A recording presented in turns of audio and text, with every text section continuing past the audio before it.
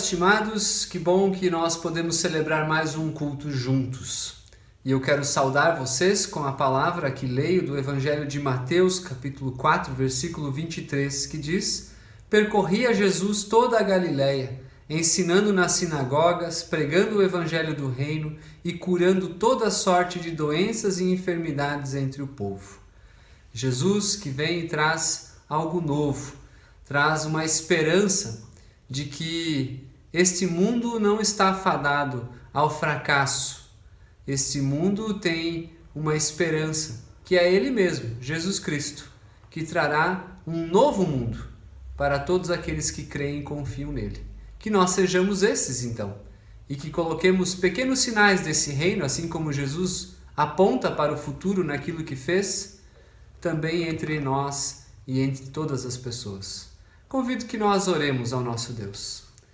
Querido Deus e Pai, nos alimente hoje com a Tua palavra, traga-nos esperança, traga-nos discernimento também, por meio do texto que iremos ouvir na pregação e a própria pregação. Querido Deus, que Tu estejas também nos acolhendo com a Tua misericórdia, que Tu nos perdoes, Senhor, quando somos negligentes com a Tua palavra e com a Tua boa vontade, e não queremos Te servir nesse mundo. Então, transforma isso em nós e nos impulsione a vivermos na perspectiva do Teu reino, que está entre nós, por Tua presença, mas que ainda virá plenamente quando nós estivermos juntos diante da Tua face, ó Deus, no mundo que Tu preparaste a cada um de nós. Te pedimos então que nos abençoe com esse culto, com essa palavra, nos perdoe com a Tua graça e nos transforme com o Teu poder. Amém. E quero assim, já na sequência, fazer também a leitura do texto de hoje. Nós encontramos na carta de 1 Coríntios, capítulo 7, dos versículos 29 até o versículo 31. E ele diz assim: O que quero dizer é que o tempo é curto. De agora em diante, aqueles que têm esposa vivam como se não tivessem, aqueles que choram como se não chorassem, os que estão felizes como se não estivessem, e os que compram algo como se nada possuíssem, os que usam as coisas desse mundo como se não as usassem, porque a forma presente deste mundo está passando. Virá um novo mundo. Que nós tenhamos essa sabedoria e que Deus fale conosco nesse culto. Amém.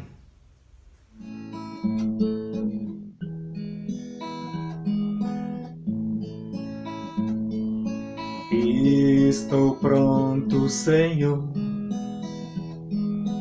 para ouvir-te falar. Faz-me entender teu querer, faz-me servir-te melhor. Enche meus dias de amor, transborda em graça o meu viver. Dá paz ao meu coração, dirige o meu caminhar. Fala, Senhor, fala comigo, Senhor. Fala, Senhor, todo o meu ser te ouvirá.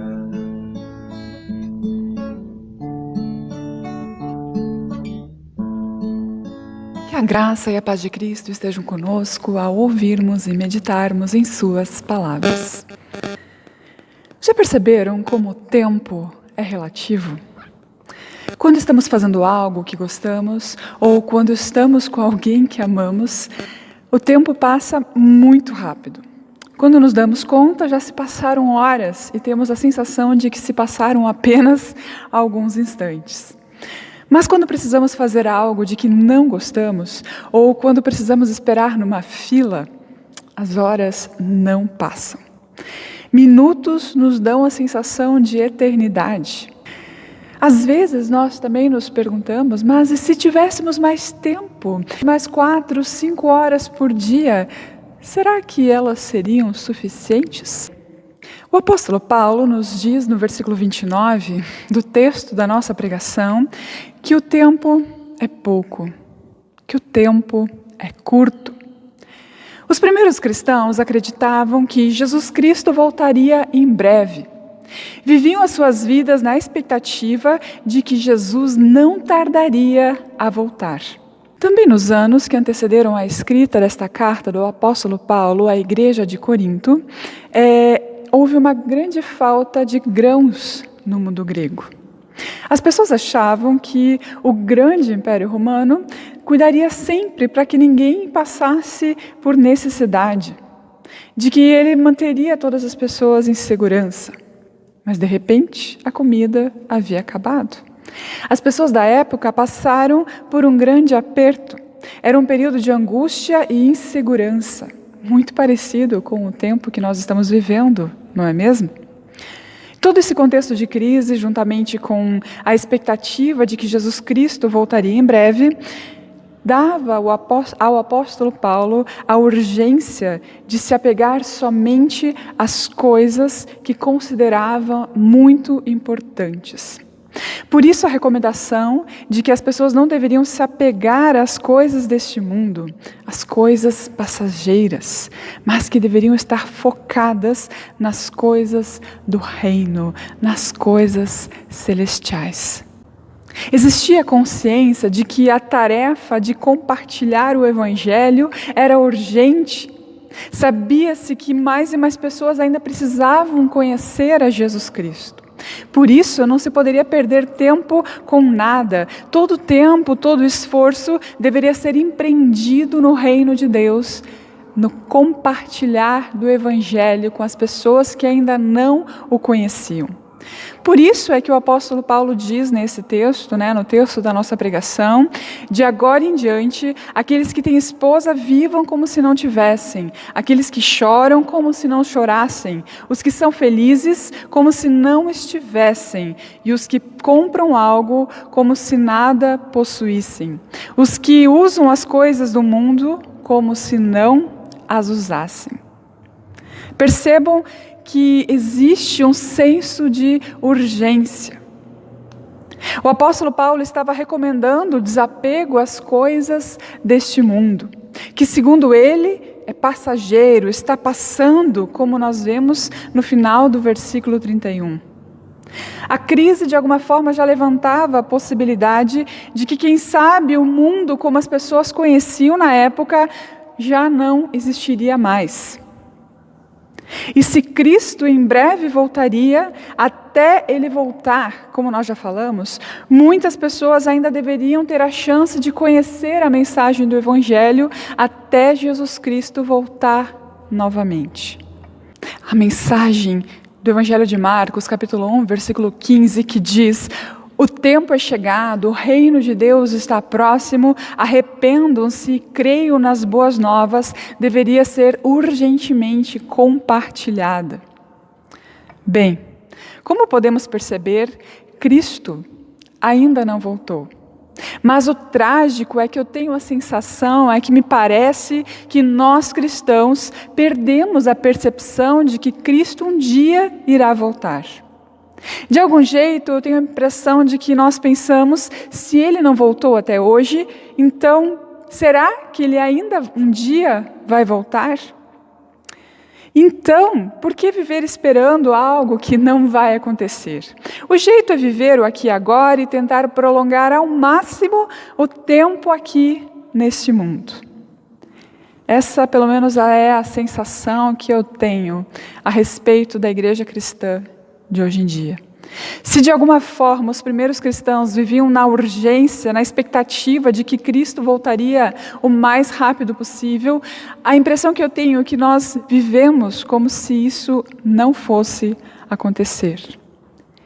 E ao invés de nos apegarmos a Cristo e às coisas do Senhor, às coisas do reino de Deus, nos apegamos cada vez mais a esta vida e às coisas deste mundo.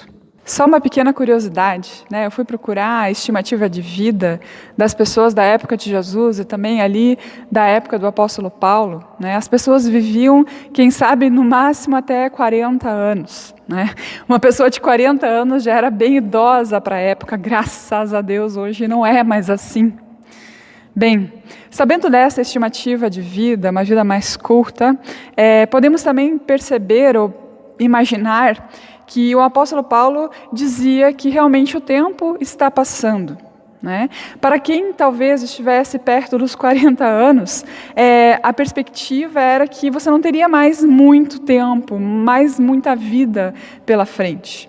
E já que não se tinha mais tanto tempo, não era possível perder tempo com coisas que não eram de fato essenciais.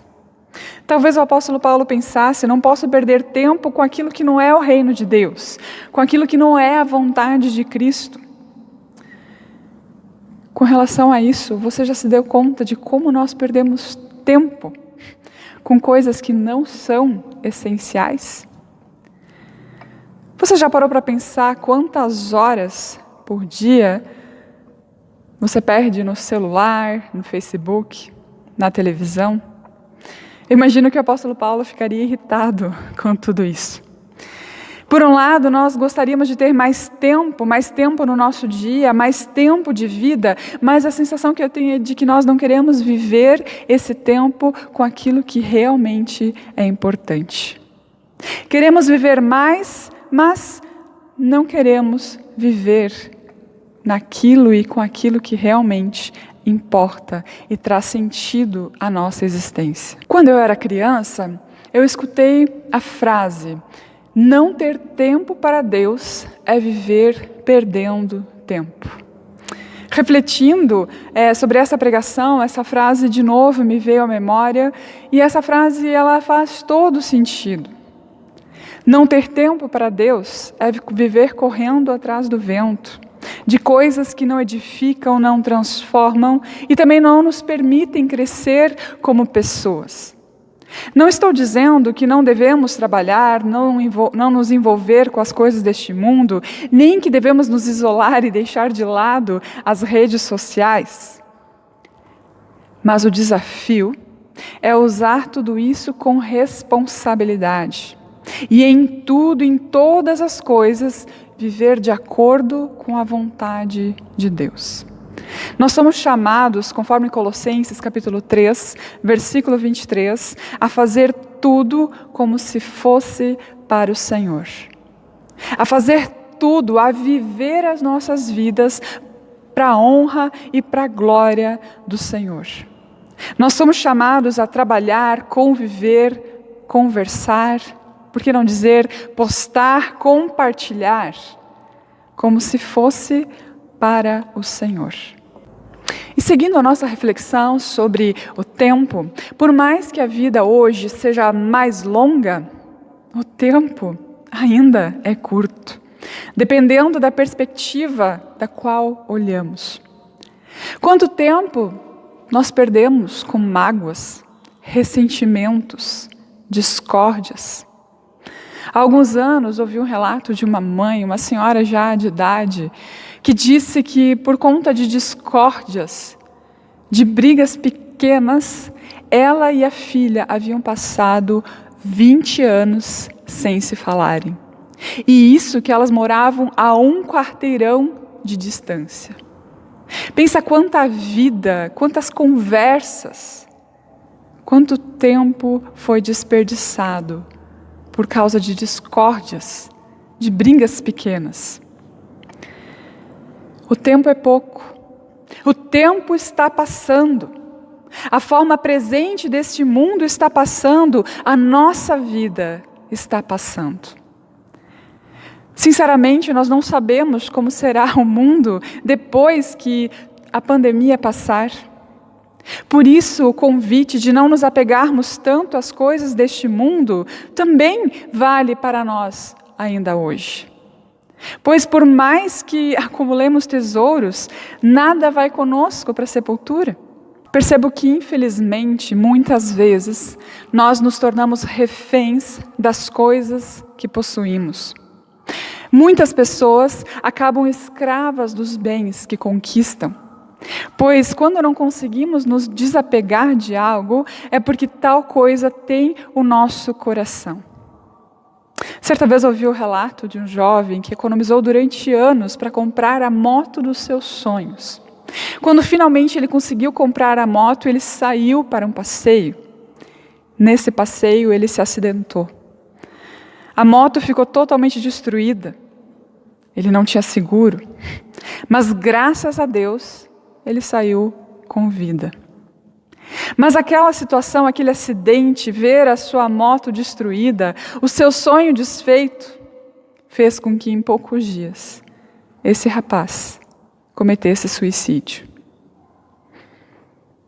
O coração dele estava na moto. A moto se tornou o seu bem mais precioso. Por isso também cabe a reflexão sobre a nossa relação com os bens que nós temos. Nós os temos ou são eles que nos têm? Pense um pouco a respeito da tua casa, teu carro, teu aparelho de celular. É você que os tem ou são eles que te têm? Voltando ao texto da nossa pregação, a forma presente deste mundo está passando, o tempo está passando, a vida está passando. E você está vivendo? Estás vivendo a vida plena, abundante que Cristo conquistou para você? Não podemos esquecer que a vida não termina na sepultura, que tudo que vemos não é tudo que existe. A vida eterna existe sim, e ela será vivida por aqueles que entregaram as suas vidas a Cristo, quer você acredite ou não. A vida eterna foi conquistada por Cristo por meio da sua morte na cruz. E ela está prometida a todos que entregarem as suas vidas ao Senhor Jesus. Dessa forma, cabe-nos também o exercício de olhar todas as coisas na perspectiva da eternidade. Quando nos damos conta de que a vida continuará depois da morte, de que teremos a vida eterna, que será uma vida, conforme as Escrituras, sem dor, sem sofrimento, sem choro, na qual veremos o nosso Deus face a face, uma vida de sofrimentos até ganha sentido e significado. Agora, quando tudo que vemos é tudo que existe, que sentido que há em tudo o que nós vivemos? Termino essa reflexão lembrando das palavras de Jesus lá no Evangelho de Marcos, capítulo 8, versículos 34 a 36, onde nós lemos: Então ele chamou a multidão e os discípulos e disse: Se alguém quiser acompanhar-me, negue-se a si mesmo, tome a sua cruz e siga-me. Pois quem quiser salvar a sua vida, a perderá. Mas quem perder a vida por minha causa e pelo Evangelho, a salvará. Pois que adianta ao homem ganhar o mundo inteiro e perder a sua alma? De que adianta ao homem ganhar o mundo inteiro e perder a sua alma? O que é mais importante? Ganhar o mundo, conquistar todas as coisas aqui agora e perder a sua alma, perder a salvação, perder a vida eterna com Cristo? Ou ganhar a salvação, a vida eterna e perder o mundo? Que Deus nos permita fazer uma reflexão aprofundada sobre a nossa vida, sobre nossas perspectivas e expectativas. Que decidamos viver a nossa vida com Cristo, que é a vida, e que possamos fazê-lo na certeza de que, vivendo com Cristo, todas as coisas nos serão acrescentadas. Amém. O Credo Apostólico. Creio em Deus, Pai Todo-Poderoso, Criador do céu e da terra, e em Jesus Cristo, seu Filho unigênito, nosso Senhor, o qual foi concebido pelo Espírito Santo, nasceu da Virgem Maria, padeceu sob o poder de Pôncio Pilatos, foi crucificado, morto e sepultado, desceu ao mundo dos mortos, ressuscitou no terceiro dia, subiu ao céu e está sentado à direita de Deus, Pai Todo-Poderoso, de onde virá para julgar os vivos e os mortos. Creio no Espírito Santo, na Santa Igreja Cristã, a comunhão dos santos, na remissão dos pecados, na ressurreição do corpo e na vida eterna. Amém.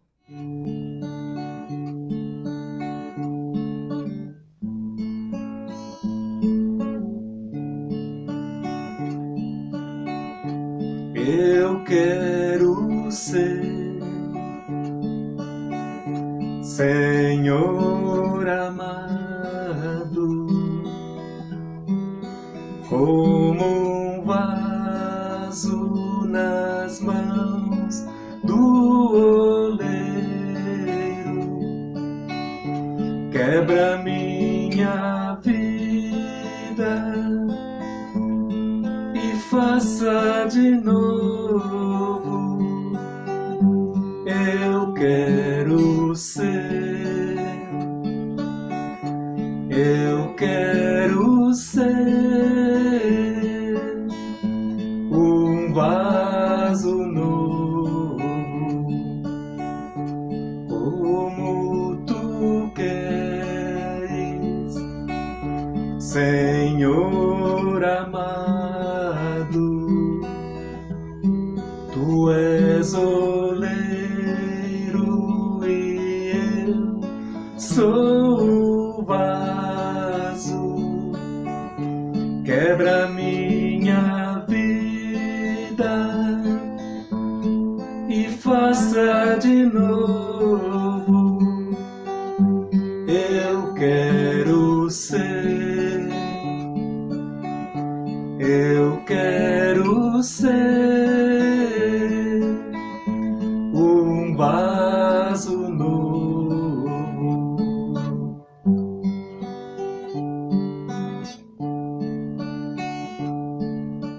Eu te convido para encerrarmos com um momento de oração.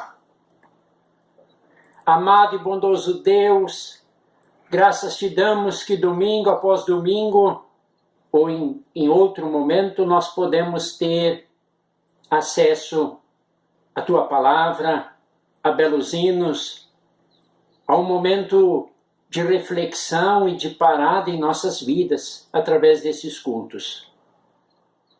Nós te damos graças pela mensagem de hoje e que ela continue conosco nos próximos dias também.